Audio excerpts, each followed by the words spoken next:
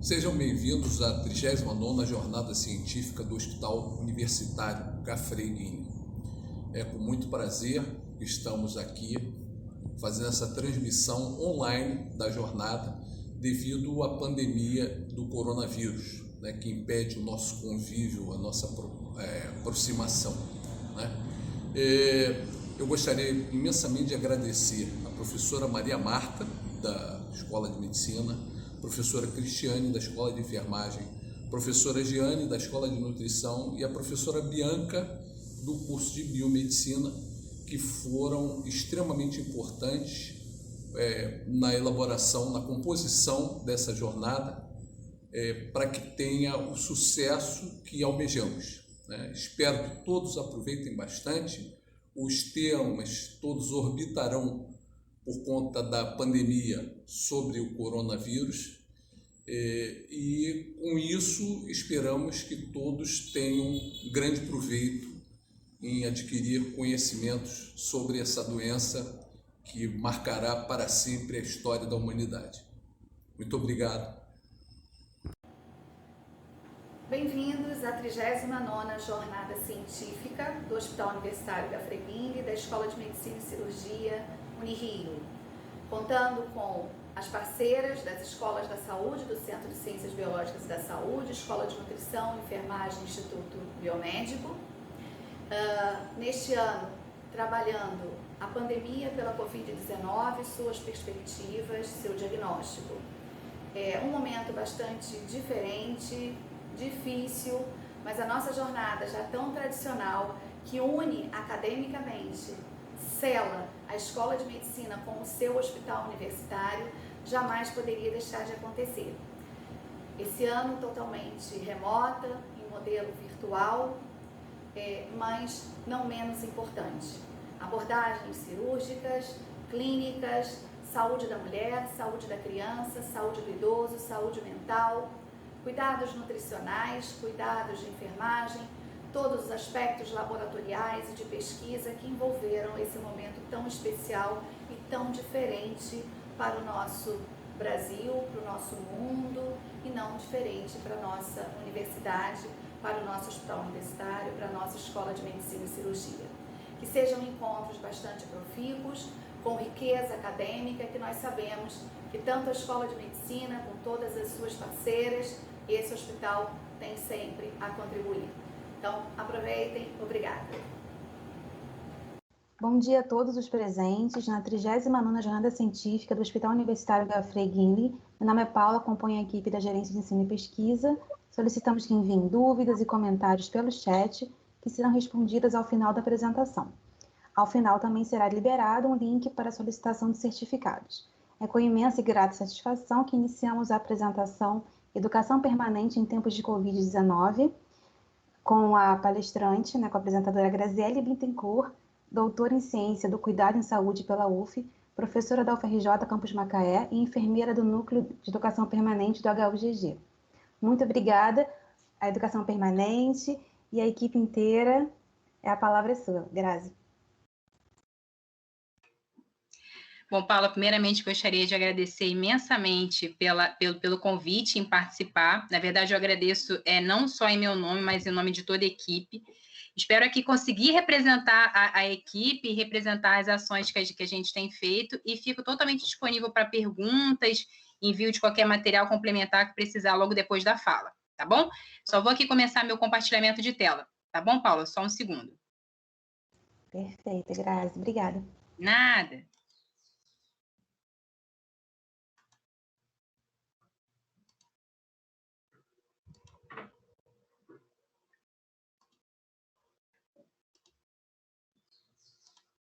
Paula, você já está conseguindo ver minha tela? Posso começar? Estou sim, tá ótimo, pode começar. Tá ótimo, obrigada. Bom, gente, então agora começar a falar um pouco sobre esse tema, que é de educação permanente em tempos da Covid-19, que é um tema em que realmente, não só eu, mas como todos os membros do setor, estamos nos debruçando muito para tentar fazer ainda, realizar essas práticas educativas, mesmo com os empecilhos que essa Covid-19 trouxe. A Covid-19, ela trouxe uma demanda por maiores informações, mas, em contrapartida, ela também trouxe uma necessidade de evitar aglomerações, né? Então, todas as atividades presenciais que a gente já era habituado a fazer, de alguma forma, no hospital, a gente precisou rever essa prática. Só que aí a gente precisou rever essa prática de tal maneira em que a gente precisou retomar na essência do que é essa educação permanente. E é nesse sentido que eu vou levar aqui um pouco a minha apresentação. Na parte inicial, trazer um pouco dos conceitos, trazer um pouco de onde ela vem, para aí na parte mais para o meio, para o final da apresentação, a gente discutir, então, essas ações que, então, a gente vem implementando lá na educação permanente. Bem, conforme a Paulinha já me apresentou, então, eu sou a Graziele Bittencourt, eu sou professora pelo FRJ, só que lá no campus Macaé, e também hoje estou como membro do Núcleo de Educação Permanente lá do Hospital Universitário Gafrenguini. Aqui eu trago a equipe, na verdade, que compõe o Núcleo de Educação Permanente do HUGG, que é composto pelas enfermeiras Andréa Fábia, a Maria Helena e eu, pela pedagoga Fabrícia, que inclusive também está aí presente, se a Fabrícia quiser contribuir, falar, dar seu parecer ou falar qualquer coisa ao longo da apresentação, fico totalmente grata, inclusive, por isso. Pela nossa auxiliar administrativa Jaqueline, que, aliás, sem a qual a gente não sobrevive, inclusive nem sem ela, nem sem qualquer outro membro de lá. E também a gente conta com vários parceiros nas demais equipes do hospital. A educação permanente, na sua essência, conforme a gente vai ver aqui ao longo da apresentação, ela tem um caráter que a gente diz que no sonho seria interdisciplinar, mas ela tem na sua essência ser multidisciplinar. Então, por mais que sejamos enfermeiras, pedagoga, a gente precisa contar com esses parceiros nos demais setores do hospital para que a gente consiga dar essa essência multi que a educação permanente precisa. E a gente não só conta, como agradece todos esses parceiros que a gente tem em todos os setores, seja nos setores administrativos, nos setores assistenciais. A gente conta com esses parceiros que também compõem a nossa equipe como complementares, então, desse núcleo de educação permanente. E aí, então, para a gente começar esse pensamento da necessidade de educação permanente, vou trazer aqui algumas reflexões. Se a gente for parar para pensar, o tipo de paciente que nós atendemos, eles são diferentes. E aí a COVID trouxe realmente como que a gente precisa ficar atento para essa diferença que esses pacientes apresentam. Então, a gente sabe que a COVID ela tem uma determinada apresentação, por exemplo, na criança, no adulto ela já se apresenta de outra forma, no idoso de outra forma. Se esses pacientes ele têm determinadas comorbidades, ela se apresenta de outra forma. E se a gente for parar e pensar, logo assim, quando a gente se formou, a COVID não existia. Então, a gente precisou aprender como que ela se comporta depois que a gente se formou. Então, se a gente ficasse só com o nosso conhecimento de graduação, a gente não ia entender como que esse COVID se comporta. E aí, outra reflexão vem justamente desse caráter que eu falei lá no início, multidisciplinar. Hoje, nos diversos setores, não se tem um profissional só que assiste esse paciente. Nós temos uma multiplicidade desses profissionais. E aí, nessa multiplicidade, nós precisamos aprender a interagir, nós precisamos aprender a como trabalhar nesse coletivo, a como conseguir articular essa complexidade de conceitos e de aprendizado que cada profissional tem, para, a partir disso, proporcionar uma assistência qualificada para esse paciente, então, que necessita. A gente também precisa pensar no desenvolvimento, no aprimoramento de alguns aparelhos. Eu, por exemplo, quando eu me formei, o mais utilizado era justamente esse termômetro de mercúrio, né? Eu já tenho em torno de 13 anos de formação. E aí, depois que eu me formei, que aí veio esse termômetro de infravermelho, como que se utiliza, em que contexto, será que ele pode ser utilizado em todos os pacientes? Então, nesse contexto que a gente precisa pensar em como que a educação permanente ela contribui também nesse sentido. E aí, trazendo mais especificamente até sobre a COVID, como que a questão da ventilação mecânica, ela avançou de alguma forma, né? Pensando, por exemplo, no Bird Mark 7, que é esse respirador verde, como que ele conseguiu desenvolver para outros ventiladores mecânicos que hoje são muito mais avançados e conseguiram hoje dar mais algum tipo de suporte para esse paciente no contexto da COVID-19. Então, esse slide ele é para tentar trazer a reflexão de como acompanhar esses avanços, tanto tecnológicos, como os avanços relacionais ao longo do tempo, depois que a gente passa pelo processo de graduação. E aí que entra o cerne, que entra o principal enfoque quando a gente fala da educação permanente.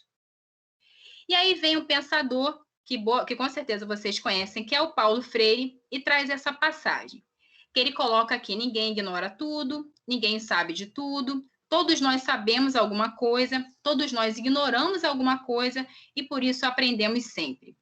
Essa passagem, ela resume muito o que a educação permanente ela fornece.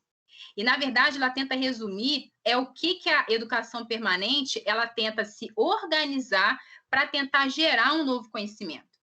A educação permanente ela não acontece só em momentos formais, né? Não é só no momento que a gente pensa num treinamento, independente da forma da didática que a gente fala desse treinamento, que eu vou falar isso mais à frente. Ela não acontece só quando a gente planeja um determinado curso. Ela acontece no momento que a gente tem uma conversa, ela acontece no momento que a gente interage com o paciente, ela acontece no momento que a gente interage com outro profissional, seja ele da nossa mesma categoria profissional ou de uma categoria diferente. Então, por isso que o Paulo, ele coloca justamente isso, que ninguém ignora tudo, no sentido que todo mundo sempre tem algum tipo de conhecimento para passar. Ninguém sabe de tudo porque a gente sempre precisa aprender alguma coisa. E todos nós sabemos alguma coisa que pode passar. E que pode passar no sentido de contribuir para o aprimoramento desse conhecimento e para o aprimoramento desse conhecimento a partir da própria prática de trabalho, que é isso que a educação permanente ela tenta discutir e é isso que ela tenta produzir, é a melhora da prática do trabalho no próprio trabalho em si e a partir da interação desses profissionais nessa prática de trabalho. E aí, trago aqui 2 pontos principais quando a gente pensa nesse conceito de educação permanente. Então, o primeiro ponto seria que a educação permanente ela é um processo de permanente aquisição de informações pelo trabalhador de todo e qualquer conhecimento por meio de escolarização formal ou não formal, de vivências, de experiências laborais e emocionais, no âmbito institucional ou fora dele. Compreende a formação profissional, a qualificação, a requalificação, a especialização, o aperfeiçoamento e a atualização.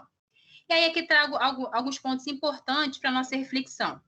Primeiro, que ele é um processo permanente, que significa que a partir do momento que a gente forma na graduação, não significa que a gente não precisa aprender mais nada, principalmente quando a gente fala de saúde, em que a gente tem novos pontos, novos conhecimentos emergindo a todo momento. Nem preciso dizer que nesse contexto da Covid-19, a gente tem determinadas práticas que num dia parece que são favoráveis, até que aparece um novo artigo científico que aí já pontua que aquela prática precisa ser modificada de alguma forma, para atender aquele paciente de modo mais completo, para conseguir proporcionar melhor assistência no paciente. Então, o processo permanente ele vem nesse sentido, que a partir da formação, a gente não para mais de fazer esse aprimoramento desse conhecimento. Ela pode acontecer de modo formal ou não formal. Formal, quando a gente tem que essa prática, geralmente ela acontece de modo que tem um planejamento prévio, conforme a gente vai ver mais à frente. De modo que a gente consegue fazer um cronograma, de modo que a gente consegue fazer um planejamento, geralmente vinculado no âmbito institucional. Mas ela também pode acontecer de modo não formal, no sentido dessas relações. A partir de uma conversa, por exemplo, com o paciente, com outro profissional, a gente também pode aprimorar uma prática de trabalho. A gente também pode desenvolver ali uma prática de educação permanente. Então, é nesse sentido que ela acontece também nesse âmbito não formal. E ela pode acontecer no âmbito institucional ou fora dele. No âmbito institucional, porque a própria instituição ela pode propor, ela pode desenvolver essas práticas educativas. Mas fora dele, porque o próprio profissional também pode vir com essa necessidade, ele pode perceber que ele tem uma necessidade de desenvolver um determinado conceito e, a partir disso, ele pode fazer essa busca individualmente para também fazer um aprimoramento. E, a partir do momento que ele faz esse aprimoramento, ele retoma para a própria instituição, para que aí também outros profissionais ele também consigam ter esse aprimoramento do conhecimento que ele partiu, mesmo nessa busca individual. Só que aí, será que essa educação permanente em saúde, ela é efetivamente realizada nos serviços? Então, será que isso que a gente coloca, que acontece no âmbito formal, no âmbito não formal, que produz por meio das relações, que esse aprimoramento da prática de trabalho, que produz essa educação permanente, será que isso efetivamente acontece? Vamos, então, começar a fazer alguns pensamentos aqui para a gente refletir se isso acontece ou não. Sendo que, antes da gente refletir, a gente precisa lembrar de duas relações, na verdade, de dois conceitos, para até entender de onde que essa educação permanente emergiu, que seria o conceito de educação em saúde e o conceito de educação na saúde. Porque, para a gente discutir essa educação permanente, a gente precisa lembrar disso. Será que esses conceitos eles são iguais? Será que esses conceitos são diferentes? Será que esses conceitos, de alguma forma, em algum momento, eles se relacionam? E aí que a gente vai começar a aprofundar um pouco mais e entender essa educação permanente que a gente hoje tenta praticar. Quando a gente fala nessa educação na saúde, ela é uma sistematização de conhecimentos relativos à formação e ao desenvolvimento para a atuação em saúde, envolvendo práticas de ensino, diretrizes didáticas e orientação curricular. O que isso quer dizer? Quando a gente fala dessa educação na saúde, ela é um preparo dos profissionais para conseguir proporcionar a educação em saúde aos pacientes. Quando a gente fala das práticas de saúde, esse paciente ele precisa ter uma autonomia, e quando eu falo autonomia no sentido amplo da palavra, de proporcionar a esse paciente a capacidade de decisão sobre as suas práticas de saúde. E daí que vem essa necessidade de educação na saúde. Logo assim, quando eu me formei, conforme eu falei, eu me formei há aproximadamente 13 anos, e mesmo assim, eu não tive uma prática no sentido educativo mesmo, de dar a esse paciente essas ferramentas para que ele conseguisse ter essa capacidade decisória. O que eu estou querendo dizer? A gente precisa fornecer mais orientações para o paciente, para ele conseguir entender aquela prática em saúde, para ele ter a capacidade de decidir se ele vai fazer aquilo ou não. Se não viesse essa prática da educação na saúde, eu não ia conseguir estruturar melhor esse paciente. Então, a prática dessa educação na saúde vem para isso. Ela vem para tentar organizar esses conhecimentos dos profissionais para proporcionar essa capacidade de autonomia dos pacientes nessa prática de educação em saúde. Então, a relação delas vem nesse sentido. E aí, então, quando a gente pensa nessa educação permanente em saúde, ela vem como uma proposta de aprendizagem no trabalho, onde o aprender e o ensinar se incorporam ao cotidiano das organizações, na aprendizagem significativa e na possibilidade de transformar as práticas profissionais, mais uma vez reforçando que como é que essa prática, como que esse desenvolvimento dessa aprendizagem, ele é capaz de ser um transformador das práticas no trabalho. Ela caracteriza-se como uma intensa vertente educacional, com potencialidades ligadas a mecanismos e temas que possibilitam gerar reflexão sobre processos de trabalho, autogestão, mudança institucional e transformação nas práticas em serviço. Ela vem como sendo uma estratégia para a construção de conhecimentos na área técnico-científica, ética, sociocultural e relacional, envolvendo as questões do cotidiano da instituição. E ainda ela busca a articulação com as diretrizes da política de saúde na perspectiva da formação de profissionais, utilizando métodos participativos que levem à autonomia. Grazi, comecei a refletir sobre alguns pontos, mas ainda está faltando fazer uma síntese em todos esses pontos que foram colocados aí sobre a educação permanente.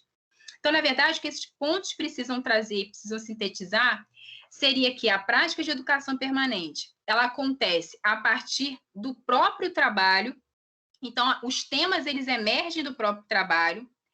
Ela precisa ser executada no próprio trabalho, ou seja, a aprendizagem, ela precisa acontecer no próprio trabalho, e de modo que ela precisa causar uma mudança, um processo de reflexão nesse profissional, e essa reflexão não é só da técnica em si que ele executa, mas também no âmbito da relação que ele tem com os profissionais, sejam esses profissionais da mesma categoria ou de outras categorias, seja também nas relações que esse profissional ele tem com esse paciente, para que aí sim consiga desenvolver essa autonomia, não só do próprio paciente, mas também a autonomia do profissional sobre a seleção das práticas em saúde que ele executa.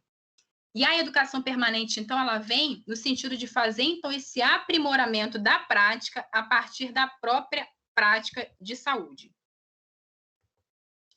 E aí, aqui no Brasil, tentando fazer um aprimoramento, tentando fazer uma discussão em profundidade sobre essa educação permanente, a gente precisa falar sobre o que seria educação permanente e educação continuada.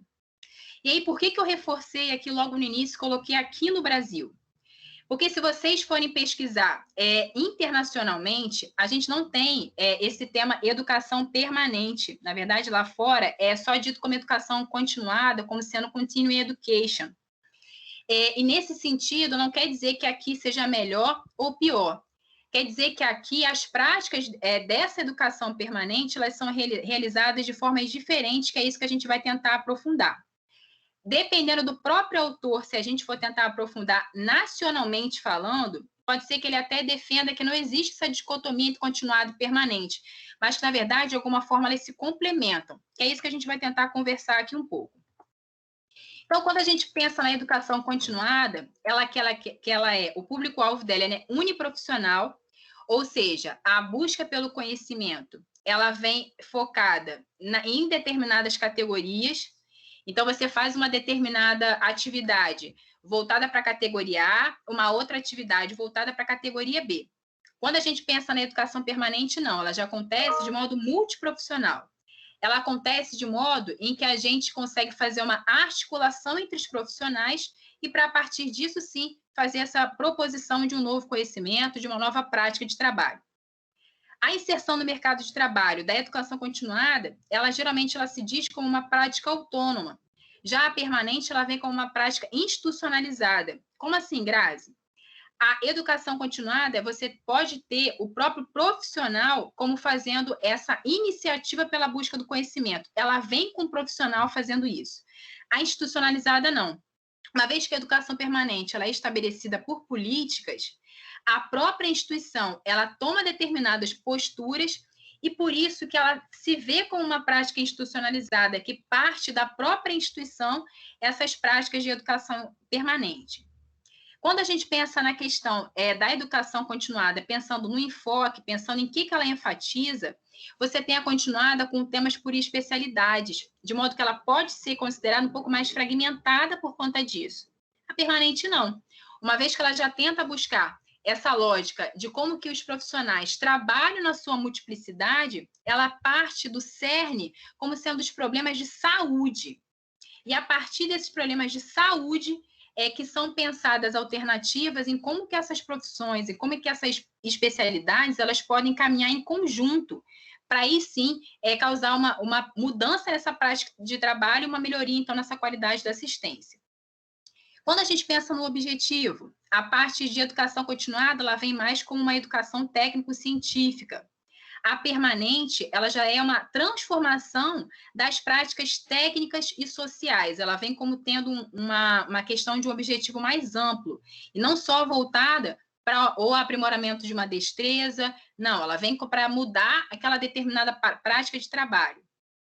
A continuada, ela é pensada mais como sendo esporádica no sentido de ela não acontece todos os dias.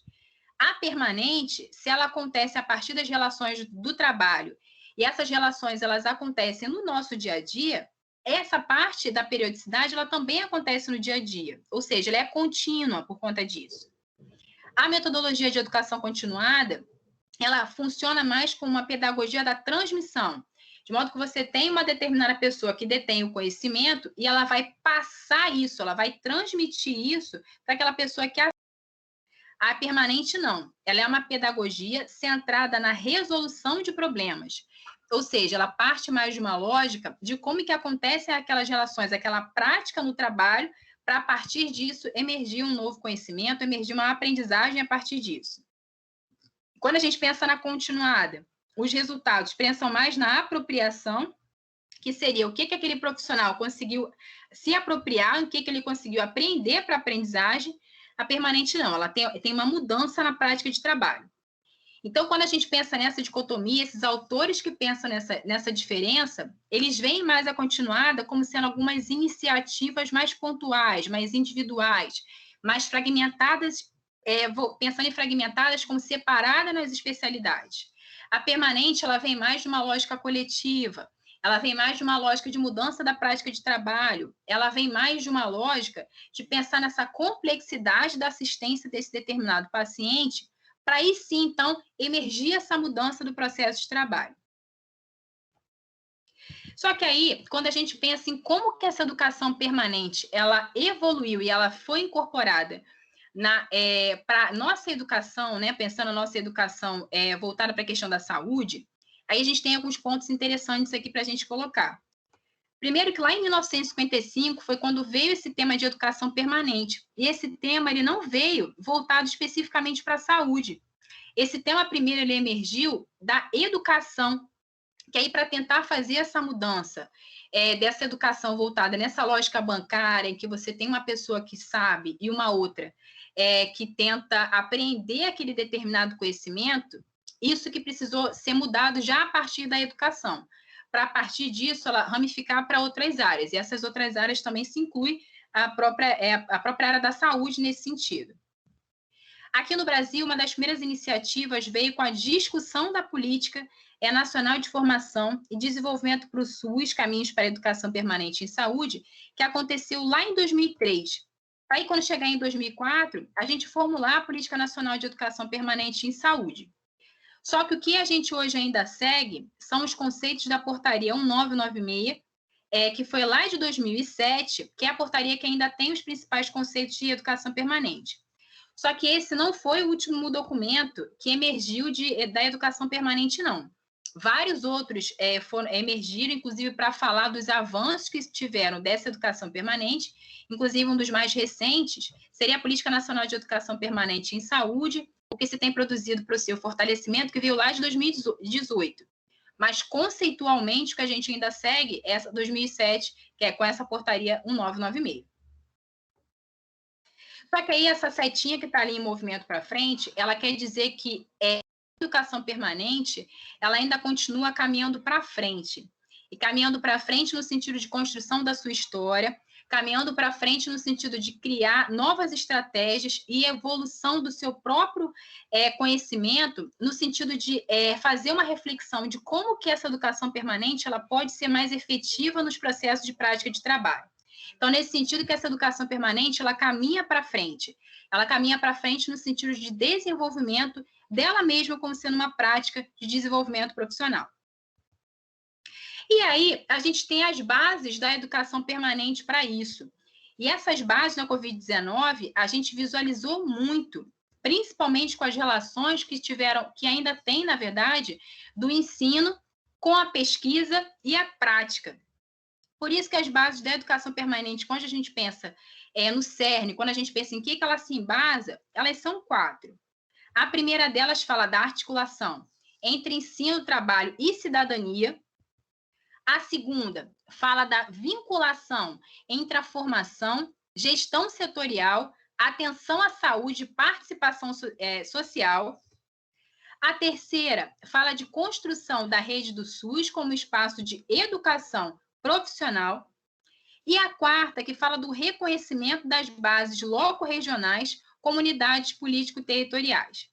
Então, se tem a primeira que faz essa articulação do ensino, e aí quando a gente pensa, por exemplo, no Hospital Universitário Gafrengini ou em outros hospitais universitários, como que é importante ter essa inserção do próprio ensino no processo de formação contínua desses.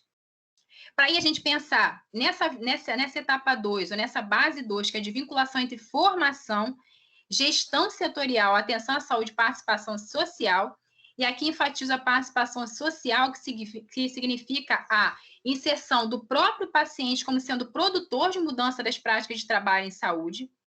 A terceira, quando fala de construção da rede do SUS como espaço de educação profissional, ela quer dizer que as próprias instituições de trabalho, elas fornecem esse espaço de mudança das práticas de trabalho, ou seja, as próprias instituições de saúde, elas conseguem se formular, elas conseguem se estruturar para o desenvolvimento desse profissional, mas aí vem o ponto importante do 4, que seria essa base loco-regional. De modo que quando a gente observa a própria organização, estruturação daqui do Rio de Janeiro, das instituições de saúde do Rio de Janeiro, elas são estruturadas para atender às nossas necessidades loco-regionais. De modo que a educação desses profissionais, a forma de aprendizagem, o que esses profissionais precisam aprender, também se estruturam dessas bases loco-regionais. Elas também se estruturam nas necessidades loco-regionais. E aí, quando a gente pensa no Amazonas, por exemplo, que tem especificidades loco-regionais muito diferentes daqui, elas já têm bases de reconhecimento diferentes, elas já precisam ter uma estruturação diferente para elas também acontecerem dessa forma. E aí, pensando nessas bases de educação permanente, a gente tem o conceito com base nessas 4 bases, ou seja, embasada, ou seja, estruturada nessas 4 bases, que seria o quadrilátero da formação, que seria, então, quando a gente tem a junção do ensino, da própria atenção, entendendo a atenção como a prática de saúde, da gestão e do controle social para essa construção dessa educação permanente. Ou seja, esse quadrilátero da formação é essa junção daquelas 4 bases que foram discutidas no slide anterior, que seria, então, essa junção do ensino, da prática, entendendo prática como essa atenção, da gestão e do controle social para o aprimoramento dessa formação do profissional. Só que aí, qual que é a relação entre a educação permanente em serviço e os alunos? E aqui eu achei importante trazer esse momento, até para a gente conseguir discutir os alunos no sentido de não só os alunos de graduação, mas também os alunos de residência, porque o residente também é um profissional em aprendizado, também é um profissional que está em início de processo de formação. Então, qual que é a relação desse processo com a educação permanente? E daí vem um ponto importante, que inclusive a gente precisou puxar isso muito nesse contexto da Covid-19, que foi o pensamento da educação permanente preceptoria. E quando a gente pensa nessa relação da educação permanente em preceptoria, ela tem um primeiro ponto importante, porque ela parte do pressuposto da aprendizagem significativa, que promove e produz sentidos e sugere que a transformação das práticas profissionais esteja embasada na reflexão crítica sobre as práticas reais de profissionais em ação na rede de serviços. E ela é a realização do encontro entre o mundo de formação e o mundo de trabalho, onde o aprender e ensinar se incorporam ao cotidiano das organizações e ao trabalho. O que isso quer dizer? Quando a gente pensa da educação permanente e pensa na lógica da preceptoria, a gente tem um profissional em formação, seja ele no nível de graduação ou residência, e a gente tem aquele determinado profissional que ele já está inserido naquela prática de trabalho. A preceptoria tenta fazer a junção desses 2 saberes. Traz o saber desse profissional que já está inserido na prática, de modo que ele tem esse saber para passar para esse determinado aluno de graduação ou para o residente. E você traz o residente que ele geralmente vem com uma lógica de uma prática mais reflexiva. Ele vem com uma lógica mais crítica. Então, por exemplo, quando o aluno, seja de residência ou seja de graduação, ele vem com um questionamento sobre, às vezes, uma prática que aquele profissional ele já faz há muito tempo, a partir dali que vem a mudança.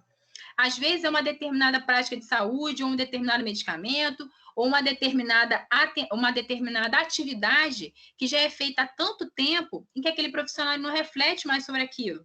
Ou, às vezes, o aluno ele traz um artigo, ele traz um conhecimento novo a partir de algo que ele leu, ou ele vem com uma dúvida mesmo de alguma coisa que ele também não sabe, mas o profissional ele para pensar que ele também tem aquela lacuna do conhecimento.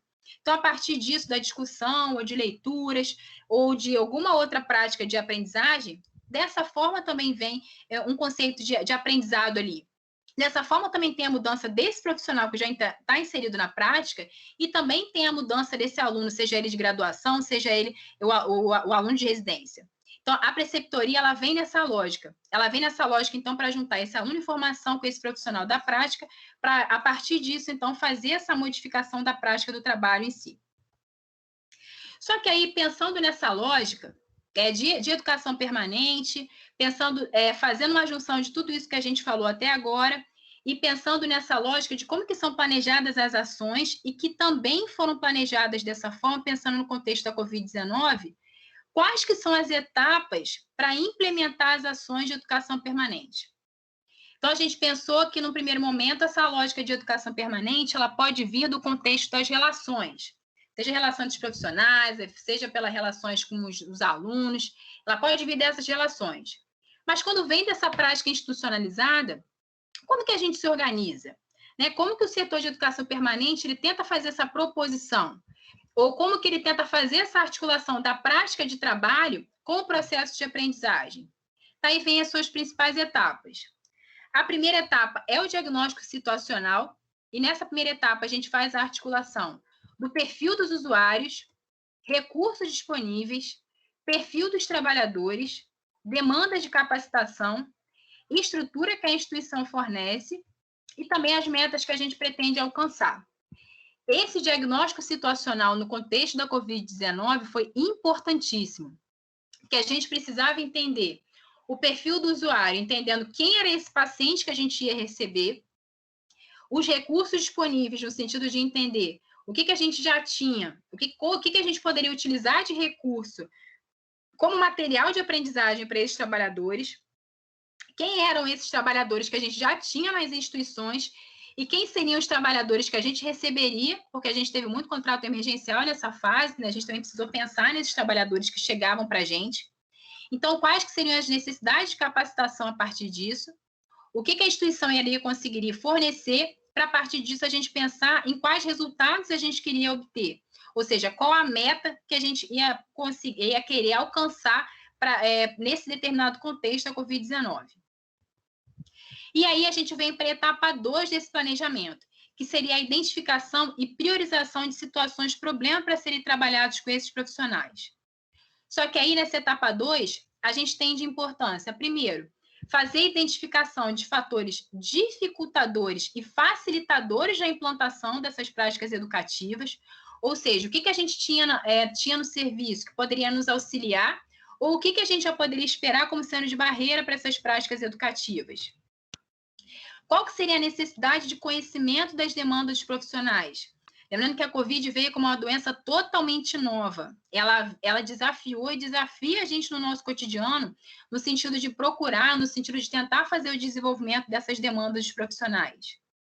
E aí, vem nessa etapa 2 uma importância também de identificação dos conhecimentos, habilidades e atitude dos profissionais. Ou seja, o que de conhecimento teórico esse profissional já tinha, habilidade, que seria o que ele já teria de prática, e atitude, que seria, a partir do conhecimento, a partir da prática que esse profissional já tem, o que ele seria capaz de ter iniciativa, ou seja, o que ele seria capaz de ter atitude de realização, pensando nessa lógica toda da Covid-19. E aí, a partir disso, a gente tem a etapa 3, que foi o planejar essas práticas educativas. E esse planejar, ele precisou ser participativo, no sentido de contar com a participação dos profissionais desde a etapa de planejamento.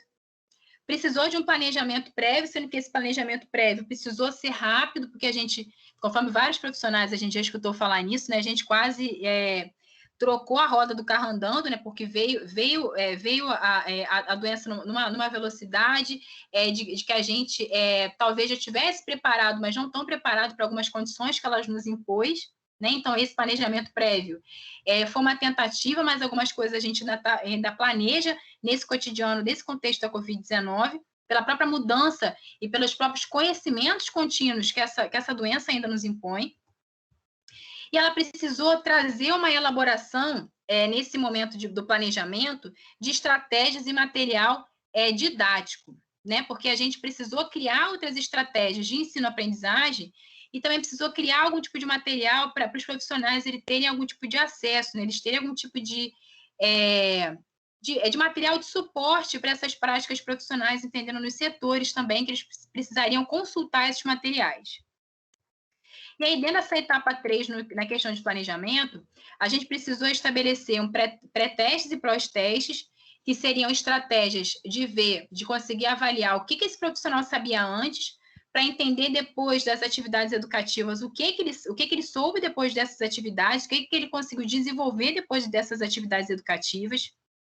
Precisou avaliar a satisfação desses profissionais também com as atividades educativas E essa parte de avaliação de satisfação é uma meta importante que a educação permanente ela está impondo para si mesma, né, no sentido de entender como que esses profissionais eles veem hoje essas práticas, também no contexto da Covid-19, para conseguir fazer um planejamento futuro das suas atividades.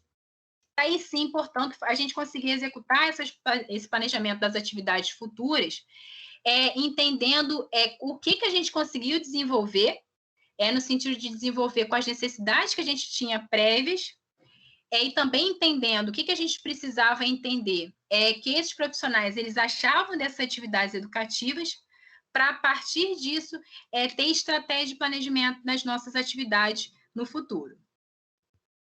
E aí a gente tem a etapa 4, que depois desse planejamento, a gente precisou desenvolver essas práticas educativas.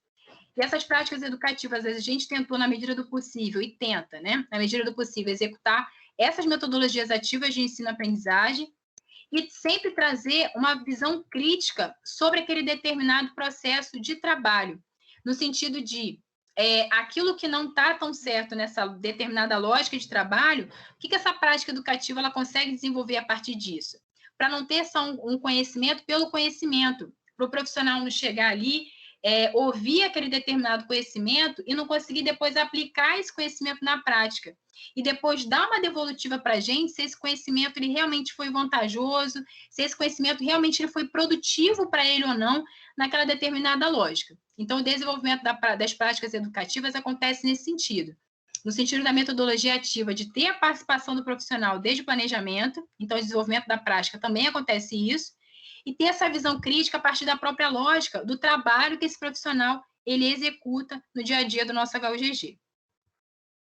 E aí aqui trago alguns exemplos de atividade dessas práticas educativas, que tem as rodas de conversa, reunião de equipe, oficinas, dinâmica de trabalho, simulações, estudos de caso, trabalhos de campo, dentre outros.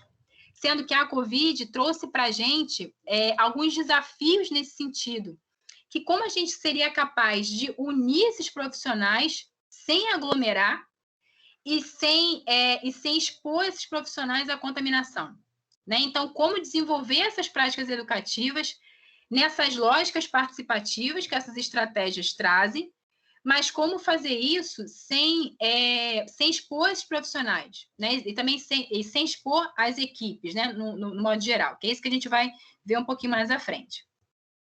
Mas aí vem a quinta etapa, que seria a etapa de avaliação da prática em educação permanente, que é como a gente faz para avaliar se essa prática deu certo ou não. Então, essa avaliação, ela também parte de um processo participativo, ou seja, eu preciso que o profissional que é ativo ali, que participa com a gente dessa prática, ele diga o que ela achou dessa determinada prática, se foi válida, se foi realmente envolve determinado processo de trabalho que esse profissional executa, e precisa ser contínua, que ela precisa acontecer a todo momento. Não adianta só a gente hoje discutir um determinado assunto e depois de um tempo não voltar lá nesse determinado setor, nesse determinado local que esse profissional está inserido e não perceber se teve mudança no processo de trabalho daquele profissional ou não. Precisa ser avaliada, precisa ser analisada se as metas lá daquela etapa 1 elas foram ou não foram alcançadas. Precisa ser um momento de adequação pedagógica do processo ensino-aprendizagem. E essa adequação pedagógica é importante para esses pilares de interesse na avaliação, que nenhum trabalho desempenha perfeito e o erro como uma oportunidade de aprendizagem. Como assim esse momento de adequação e o que isso tem a ver com esses pilares de interesse? É a gente conseguir fazer uma reflexão e quando a gente tem uma determinada atividade educativa e o profissional, às vezes, vem com muita dúvida ou vem com algumas ideias que precisam de alguns ajustes para melhor execução da prática que ele executa, o profissional ele não pode ser punido por causa disso. Essas atividades educativas, elas são para tentar provocar nesses profissionais um processo de reflexão e de mudança na prática. Então, se a gente fala que vai punir, se a gente segue mais uma lógica punitiva, esse profissional não consegue não consegue desenvolver esse novo conhecimento e melhorar a prática. Então, a educação permanente ela vem nesse sentido, de adequar a prática, mas não de ver essa determinada prática que precisa de ajuste como um erro, né? O erro ele é sempre uma oportunidade de aprendizagem nesse sentido. E aí trago aqui um exemplo para a gente, então, pensar nisso, depois eu vou trazer os principais exemplos então, que a gente observou nesse contexto da Covid-19. Então, aqui, por exemplo, eu trago lá na etapa 1, que inclusive isso realmente aconteceu, a gente realmente desenvolveu essa prática lá no HUGG, que foi a etapa 1, que seria de diagnóstico situacional, foi observado, por exemplo, a necessidade de atualização dos profissionais no serviço em emergência clínica, pensando, por exemplo, num determinado paciente que chega com uma parada cardiorrespiratória na Covid-19. A gente sabe que o modo de assistir esse paciente na PCR, na Covid-19, ele é um modo diferente. A gente precisava colocar os profissionais como fazer a proteção deles e como que assistir com qualidade esses pacientes. E aí, depois, na etapa 2, que seria a etapa de identificações e priorização de situações de problema, que foi priorizado, que seria como atender esse paciente nessa emergência clínica, né? Como desenvolver isso no conjunto com os profissionais. Para chegar na etapa 3 de planejamento, a gente pensar em que recursos a gente tinha, onde a gente faria isso, qual que seria a melhor data e horário para a realização dessa atividade. Será que a gente conseguiria, dependendo da atividade, fazer uma determinada atividade online, como aqui mesmo esse evento, para depois deixar disponível esse link para outras pessoas assistirem? Para aí a gente desenvolver essa prática, pode ser, por exemplo, meio de uma simulação realística, e depois a gente realizar algum tipo de instrumento ou realizar algum tipo de estratégia para fazer uma avaliação pós-teste desses profissionais. Ou seja, para chegar na etapa 5, a gente avaliar como que teria sido essa prática educativa desses profissionais. Só que aí, a gente vai agora exemplificar como foi e como está sendo, na verdade, essa atividade em educação permanente durante essa pandemia. Que é aqui agora, então, depois que a gente falou dos principais conceitos, a gente já falou como que a educação permanente se planejou e como que ela vem se planejando nesse contexto da pandemia, agora, então, vou trazer alguns exemplos nesse sentido. Que aí seria, essa aqui, eu trouxe, inclusive, esse esquema, que seriam as principais atribuições que o Núcleo de Educação Permanente do HUGG, ele hoje tem. Então, a educação permanente, ela entra muito aqui, no processo de padronização de processos, e aí a gente consegue auxiliar nessa padronização de processos por meio de instrumentos, que aí a gente conseguiu estabelecer uma rotina de elaboração, não só de procedimentos operacionais padrão, mas também de protocolos e de vários outros procedimentos, de vários outros documentos institucionais que a gente tem hoje no HUGG. A gente também participa dentro dessa padronização de processos, padronização dentro dos setores, que aí seria uma padronização visual e também por meio da padronização de materiais educativos. A gente também participa da qualificação profissional, e aí aqui coloco qualificação profissional como sendo uma articulação de ensino e prática, que inclusive a gente precisou desenvolver isso internamente, inclusive com o desenvolvimento de POPs para treinamentos. Então, e esses POPs de treinamentos passam desde a elaboração de planos de curso específicos nesse contexto da Covid-19, com cuidado, por exemplo, de não aglomerar, com cuidado de ter temas específicos desse contexto da Covid-19. E a gente também passa nesse processo de qualificação profissional com articulação prática e pesquisa, também com a nossa participação de grupos de pesquisa. A gente tem um grupo de pesquisa interno para a gente conseguir fazer a compreensão da própria prática educativa em educação permanente em si, mas a gente também tem participação em outros grupos de pesquisa, como, por exemplo, grupos que envolvem a própria Covid, para, a partir desse conhecimento que é tido nesses grupos de pesquisa, a gente também tem a incorporação desses conhecimentos na prática assistencial também do HUGG. Só que aí, quando a gente pensa no cenário da pandemia, como que a gente conseguiu fazer essa articulação dessas necessidades que a gente tinha, se a gente tinha necessidade de educação dos profissionais no cenário da nova doença, ou seja, a gente tem ainda essa necessidade de aprimoramento constante do conhecimento sobre a Covid-19, sendo que ela vem com uma necessidade de diminuição das atividades presenciais para evitar que esses profissionais eles se contaminem na própria atividade educativa. E esse cenário de pandemia também trouxe a necessidade de criação de documentos institucionais e padronização de processos, porque determinadas atividades que antes aconteciam de determinadas formas, na Covid-19, elas precisaram ser adequadas, até para evitar a contaminação do profissional em si, mas evitar que esse profissional contaminasse outros profissionais e outros pacientes também. Então, a gente precisou fazer várias adequações nesse sentido. A gente precisou pensar em coletivo, não só interno da educação permanente, mas a gente precisou refletir muito sobre essas práticas para aí sim conseguir desenvolver nossas práticas em saúde. E aí, então, o que foi feito nesse período de pandemia, nessa lógica de aprendizado em educação permanente? Então, primeiro que a gente fez a realização de alguns treinamentos para o atendimento ao paciente com suspeita ou confirmação da Covid-19. E aí, claro que a gente não fez isso sozinho, a gente conta ainda com auxílio de vários outros serviços dentro do HUGG, como, por exemplo, a CCH, que seria a Comissão de Controle de Infecção Hospitalar, o SOSH, que é outro parceiro também, quando a gente pensa na questão da saúde, da questão da saúde ocupacional. E aqui trago os 2 exemplos, que a gente fez alguns treinamentos envolvendo a questão do suporte básico de vida, fez também a questão dos treinamentos envolvendo a questão de paramentação e desparamentação. Esse, então, aqui, a gente, ao longo do ano, fez mais de 25 treinamentos específicos, indo nos setores, fazendo treinamento dos residentes, fazendo treinamento de todos os profissionais dessa parte específica de EPI. Foi o que realmente a gente fez no volume grande, inclusive. A gente precisou se reeducar também, no sentido dessas atividades online, a gente precisou se aprimorar nisso. E aí, nesse contexto, a gente criou um Google Sala de Aula, inclusive quem por acaso não faz parte, depois a gente pode mandar um link, inclusive, dessas aulas que a gente já tem disponíveis desse Google Sala de Aula. E também a gente também conta com a estruturação da própria EBSER nessa plataforma de educação à distância da Escola EBSER de Educação Corporativa, que é o portal 3EC, que ela é uma plataforma que ela é aberta para todos os profissionais, dependendo do vínculo empregatício que ele tenha, e que ela trouxe vários cursos específicos também no contexto da Covid-19 nesse sentido.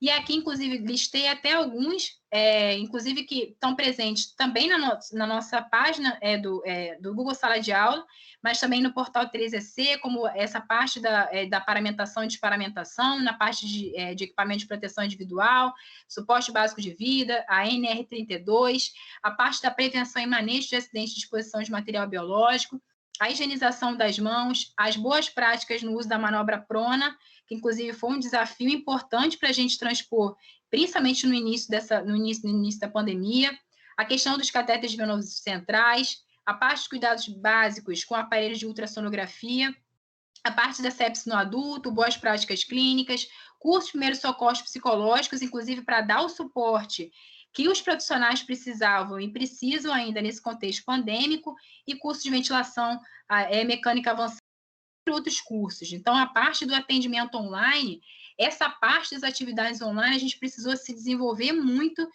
para conseguir atender e conseguir atingir essa meta de tentar não aglomerar, né, de tentar desenvolver essas práticas com os profissionais, mesmo sem ter esse contato pessoal, presencial, da forma que a gente gostaria, mas que, infelizmente, a Covid, ela, em alguns momentos, nos impôs isso. Aqui, trago também alguns exemplos de elaboração de documentos institucionais, os POPs, que são os procedimentos operacionais padrão, protocolos e materiais visuais educativos. Aqui, inclusive, quem participa de setores de Covid já deve ter visto, que esse, por exemplo, é um informativo de retirada do EPI. A gente tem de colocação, tem o de retirada, tem esse de higienização das mãos, tem o de como colocar e fazer a retirada da máscara N95.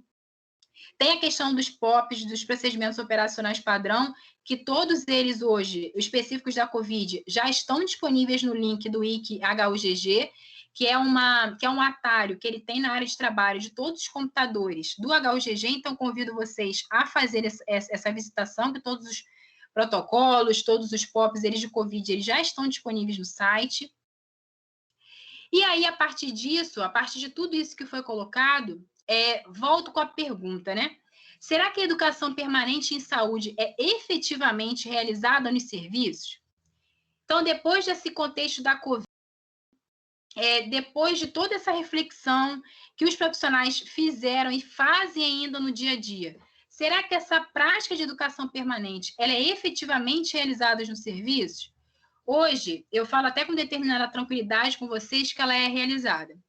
E ela é realizada tanto no momento formal, né, que são esse momento que o serviço de educação permanente, ele se estrutura para a realização dessas práticas, seja por meio da elaboração desses documentos institucionais, POPs, protocolos, normas, rotinas, ou seja, nesse momento relacional que acontece entre os profissionais e entre os pacientes, essa prática de educação permanente, ela é realizada, sim, nos serviços. E aí, pensando nessa lógica de realização, eu trago aqui um trechinho que eu confesso que eu gosto bastante desse professor, que eu tenho a felicidade de conhecê-lo pessoalmente, que vocês devem também conhecê-lo pelo sobrenome, que é o professor Emerson Merri, que ele é um dos estudiosos nessa lógica de educação permanente, em que ele traz nesse estudo que é ali, no dia a dia do fazer, as práticas de saúde, pode ser que um grupo de trabalhadores esteja conversando sobre como agir com a dona Isaura ou o senhor Antônio José e troquem ideias sobre isso.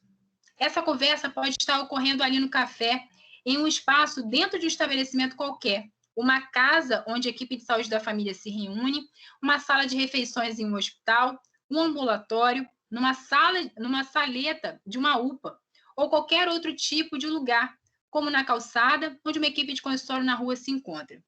Esse trecho eu acho importante para a gente fazer a finalização desse nosso momento, no sentido de reflexão, que essas práticas de educação permanente, elas podem acontecer a qualquer momento, essas práticas de educação permanente, elas podem acontecer em qualquer local, sendo que a gente tem um setor para tentar fazer esse processo de facilitação, que é o núcleo de educação permanente, mas essas práticas também acontecem no sentido relacional, que é essa preocupação que cada profissional já tem inerente com o outro profissional, ou já tem inerente com o próprio paciente, e a partir da sua própria prática de trabalho, ser uma oportunidade de construção de um novo conhecimento. Essas aqui são algumas referências que depois eu posso disponibilizar, se for o desejo de vocês. E aqui deixo meu contato e também deixo o contato do Núcleo de Educação Permanente para quem quiser entrar em contato com a gente com alguma proposta de trabalho ou que ficou com alguma dúvida na apresentação, eu fico aqui disponível. Obrigada, gente. Bom dia. Paulinha, fico disponível aqui para o que vocês precisarem. Muito obrigada, Grazi. Tanto a Grazi quanto o Núcleo de Educação Permanente sempre ajudando a gente, parceiros, e não só nesse encontro, na jornada científica, em qualquer atividade que a gente faça, né?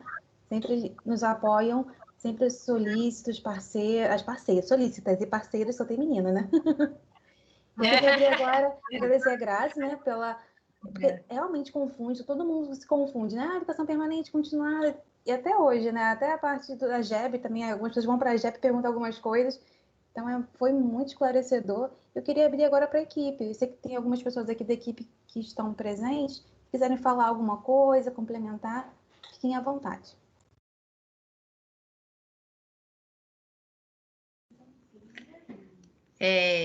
Parabéns, Grazi, pela apresentação. Eu estive afastada, né? Então eu não participei desse processo que deve ter sido assim bem especial, né? Com a Covid. Então, mas eu acredito que essa educação permanente a gente já observava que ela acontecia nos setores, né? E agora, com essa situação excepcional, acho que todo mundo está se esforçando para aprender em serviço, aprender já executando na prática, porque né, a necessidade ela é urgente, né? Então, parabéns, Grazi, pela explicação, foi ótimo participar, porque até como a Paula pontuou, sempre a gente tem esse questionamento, né? Educação continuada ou educação permanente? E eu, como eu sou da a gente da área de educação, a gente sabe dos conceitos de educação continuada, mas essa de educação permanente em saúde, isso não nos é passado na graduação, a não ser que a gente vá buscar isso fora, né, da graduação. E a educação permanente em saúde, esse conceito ampliado que você colocou aqui para a gente, ele é muito esclarecedor, não só para a gente que trabalha lá dentro, mas também para todos os profissionais que trabalham com saúde. Então, parabéns, Grazi. Eu estou à disposição também para se alguém tiver alguma dúvida, mas eu acho que a Grazi ela está aí à frente aí da apresentação. Obrigada. Grazi, aproveitar, tem uns comentários aqui. O Felipe do Cabo sempre participa, né? A educação permanente é fundamental para o sucesso de toda engrenagem dentro de uma unidade de saúde. Grazi, parabéns pela brilhante palestra. E a Evelyn Pereira também foi lindo, Grazi. Obrigada, Então, obrigada. obrigada à equipe. E a gente encerra hoje o dia. Agora, amanhã, 9 horas, teremos um dia de 9 às 3 com a professora Regina Lorenga. Também participem. Obrigada, até amanhã. Tchau, tchau. Obrigada, tchau, tchau.